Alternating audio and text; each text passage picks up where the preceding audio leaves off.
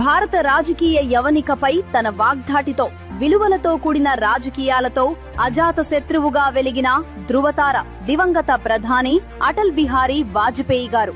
అసమానమైన దేశభక్తితో, అసలైన అభివృద్ధితో దేశానికి ఎనలేని సేవలందించారు. అందుకే ఆయన పరిపాలన ప్రతి తరానికి స్ఫూర్తిదాయకంగా నిలవాలనే సంకల్పంతో భారతదేశం ప్రతి ఏటా డిసెంబర్ 25న ఆయన జయంతిని పురస్కరించుకొని సుపరిపాలన దినోత్సవాన్ని జరుపుకుంటుంది. వాజ్పేయి గారు ప్రధానిగా ఉన్న 998 నుండి 2004 కాలం భారతదేశాన్ని కొరత నుండి మిగులు వైపునకు, నియంత్రణల నుండి సదుపాయాల వైపునకు నడిపించిన ఒక గొప్ప చారిత్రాత్మక మలుపు.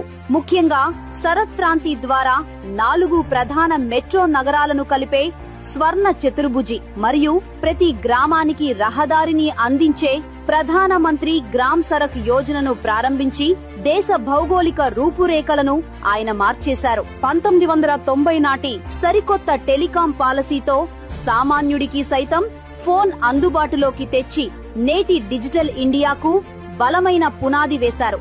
అక్షరాస్యతను ఒక మిషన్ మోడ్లో చేపట్టి సర్వశిక్ష అభియాన్ ద్వారా 6 నుంచి 14 ఏళ్ల పిల్లలందరినీ బడిబాట పట్టించారు. పేదలకు ఆహార భద్రత కోసం అంత్యోదయ అన్న యోజన, రైతులకు ఆర్థిక వెసులుబాటు కోసం కిసాన్ క్రెడిట్ కార్డ్ వంటి పథకాలు ప్రవేశపెట్టి అంత్యోదయ సిద్ధాంతానికి ప్రాణం పోశారు. అంతేకాదు, పోఖ్రాన్ 2 అణు పరీక్షలతో భారత్ సత్తాను ప్రపంచానికి చాటి చెప్పడమే కాకుండా ఢిల్లీ మెట్రో ప్రారంభం నుండి చంద్రయాన్ 1 ప్రకటన వరకు ఆయన చూపిన దూరదృష్టి నేటి ఆధునిక భారత అభివృద్ధికి దిక్సూచిగా నిలిచింది.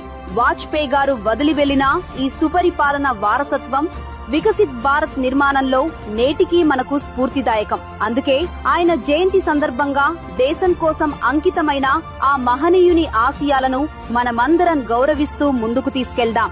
ఆయనకు ఘన నివాళులు అర్పిద్దాం.